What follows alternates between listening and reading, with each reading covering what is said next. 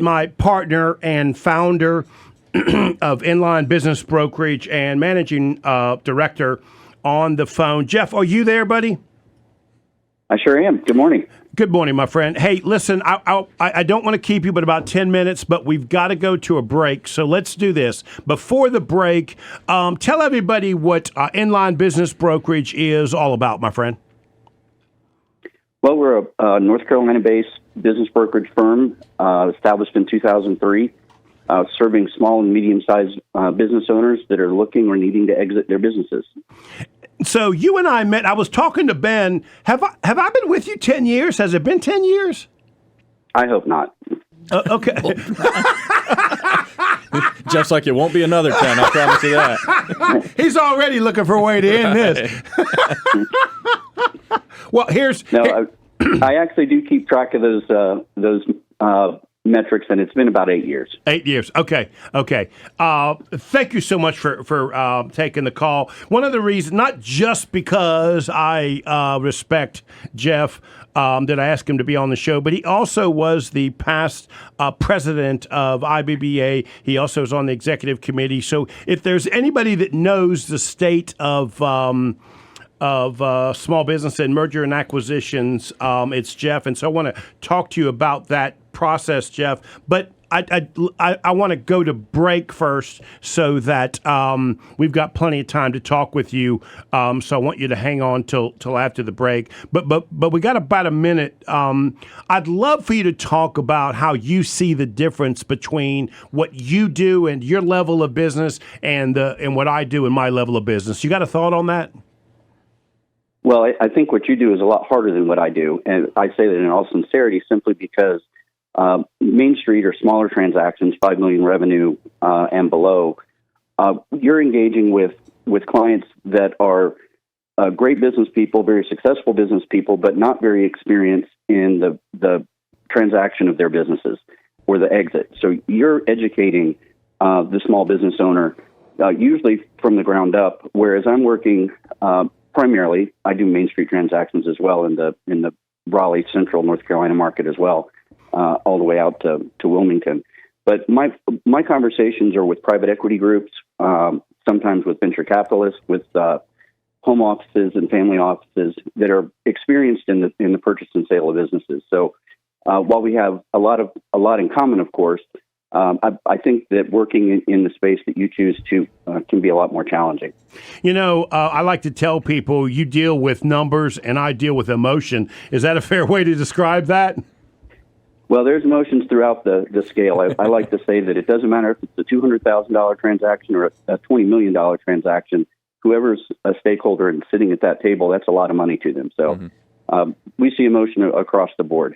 So it's interesting that you say that because I would not have thought as much. You know, in my world, I hear people say all the time, it's just business. It's not personal. Jeff, it's real personal all the time. I guess it's personal no matter how big the numbers are. That would certainly be the take that I put on it. Let's take a break, buddy. When we on the phone, Jeff Snell, he is the founder and managing director of Enlign Business Brokers. Jeff, are you there, buddy? I sure am. Thanks, my friend. I do appreciate that. We've had all manner of technical difficulty, so I don't have to ask you what you want to talk about because we already know what you want to talk about.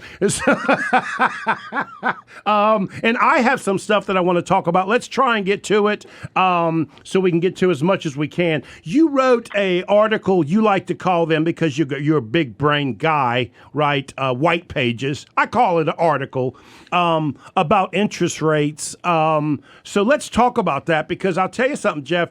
Interest rates for small business went from about 6.5 to about 10.5 in less than a 7 or 8 month period of time. And I had a lot of small business people that looked at me and thought to themselves and said to me, this is just not the time to buy a business. And of course, Jeff, you know me. I said, but it's a perfect time to sell your business and finance the sale and pick up 10.5% interest. And so that was my solution to the problem. You tend to have a different take on it. Go ahead and give me what you got, buddy. Well, I think there's two primary considerations here. One is, as far as timing, I feel it's like the stock market. Business ownership is not something that you should time. What we're seeing in the marketplace now is higher interest rates. Prime plus 2.75 is the maximum SBA allowable rate, which is putting us at 11%. That sounds shocking. It's a double digit. We haven't seen it in decades. Understand that. A pain point, absolutely, for small business buyers. But we also are seeing lower multiples. So your overall purchase price is lower. You're not paying a 3x multiple. You might be paying a 2.75 or a 2.5. Some instances you may even be paying less. So if you look at the net project cost, even though interest is high, admittedly, it's painfully high, your net project cost, total cost of ownership, is really not any higher than it's ever been. So Jeff, real quick on that, when you're saying the multiples are lower, what's the reasoning for that? What's your thoughts there?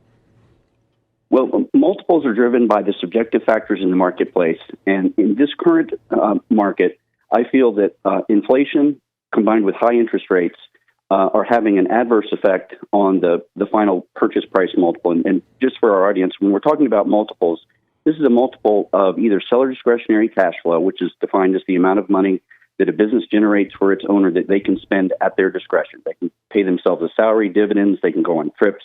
It's discretionary. Or in a larger transaction, we talk in terms of EBITDA, earnings before interest, taxes, depreciation, and amortization. We're taking that profit component from the profit and loss statement, and we're multiplying it by a number to derive a purchase price or the enterprise value of the going concern.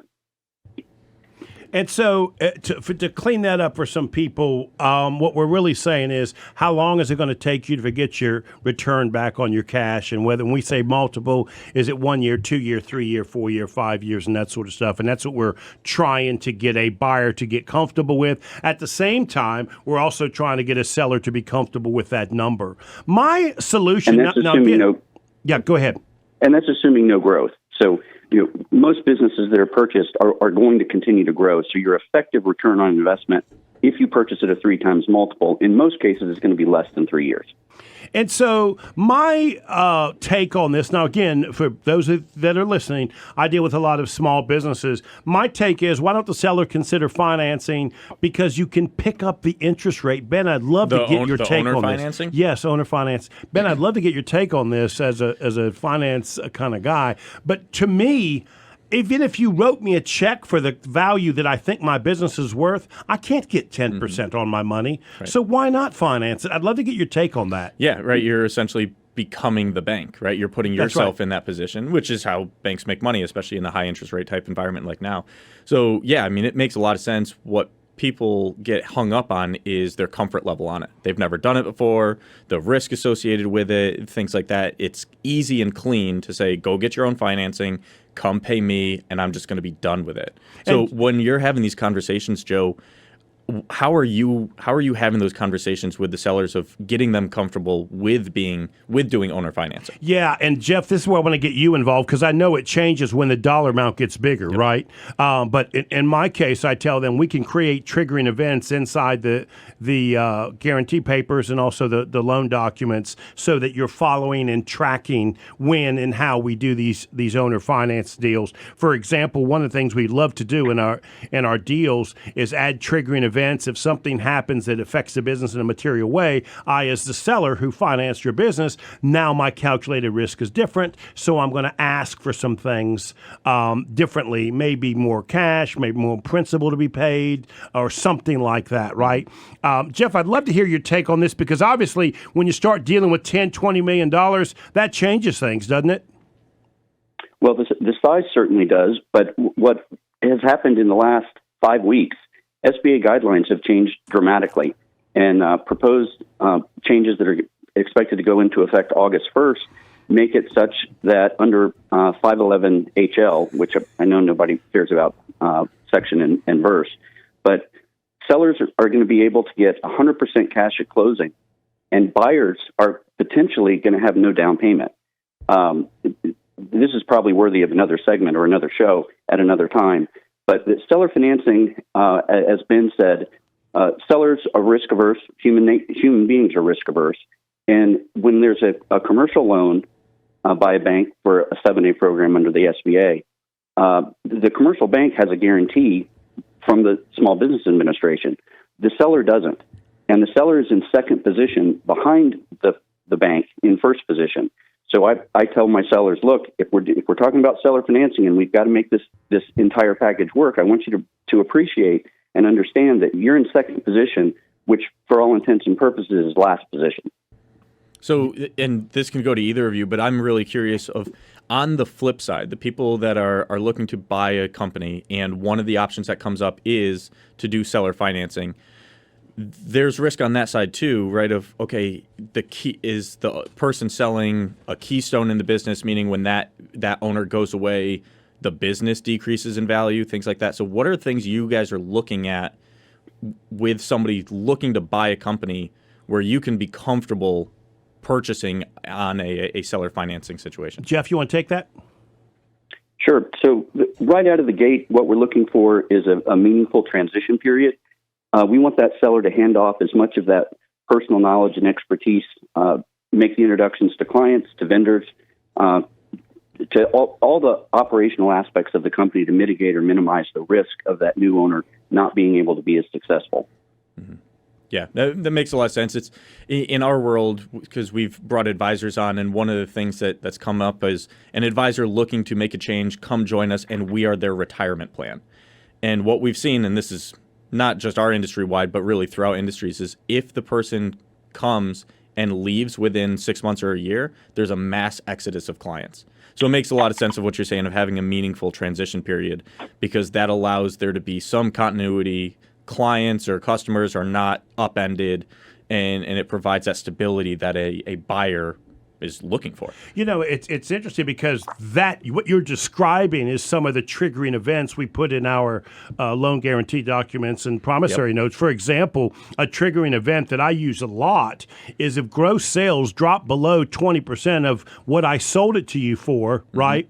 Clearly, something's happened in the business. Yeah. And if you want me to continue financing at the number I'm happy at, 10.5% interest, right, it's going to require a 10 or 20% additional principal payment because you've triggered something and sales have dropped. Yeah. So you are watching things like this. And Ben brings up a really interesting point, and that is I require all of my sellers to make sure that in the document, when they receive a payment, they're also receiving a P&L and a balance sheet. So you're watching the business change, alter, hopefully for the better, right? As you're receiving your check. So you know what's happened. It is not a surprise. It would not drop 20% in a month, right? Yeah. Unless there's some major material issue. So you should be able to keep an eye on that. And again, I am talking about smaller businesses when I have this discussion. Have either of you had a seller financing situation go wrong? Jeff, you want to answer that? Jeff, I don't know how much seller financing you do. Well, I'm not a fan of seller financing personally, and it's not because I'm so pro sell side. I don't think it's in the buyer's best interest either. Their total debt service is generally the same. A note that's in second position is obviously at higher risk.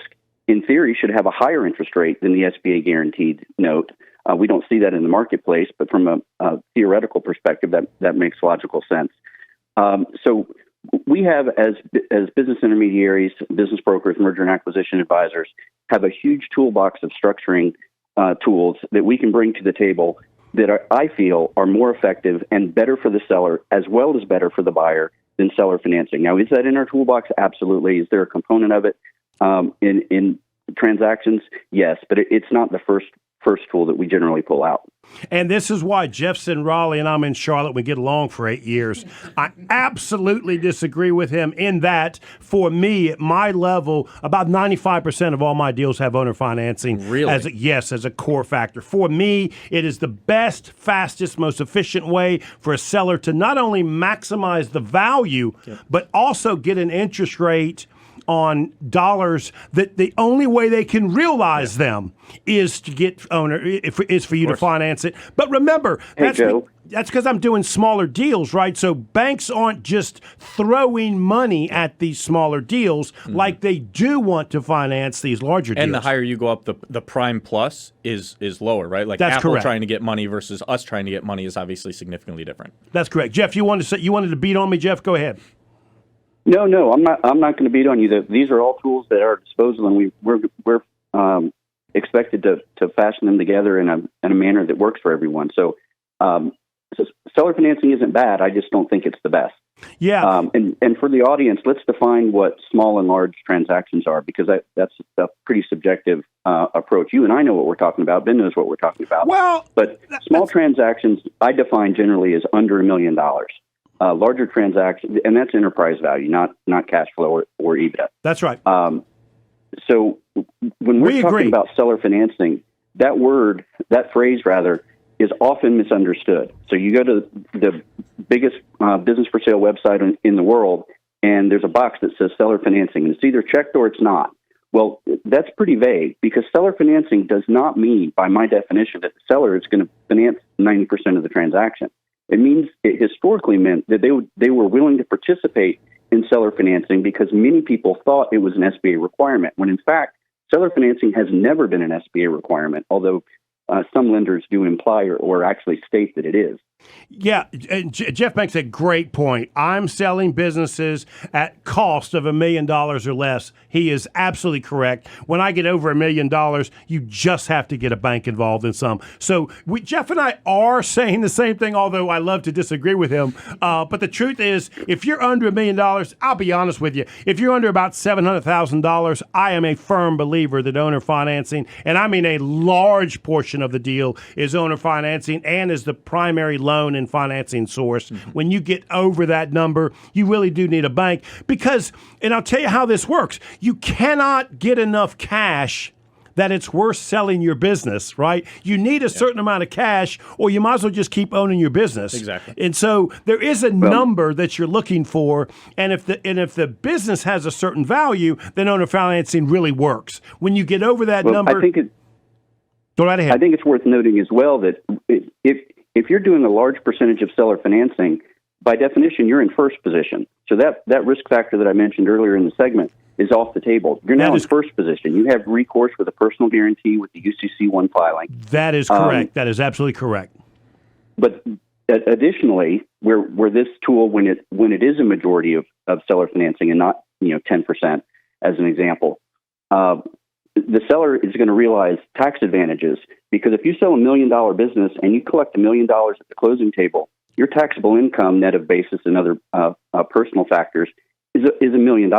That puts you in the highest bracket for everything above, and Ben will know this better than I do, $400,000, $500,000.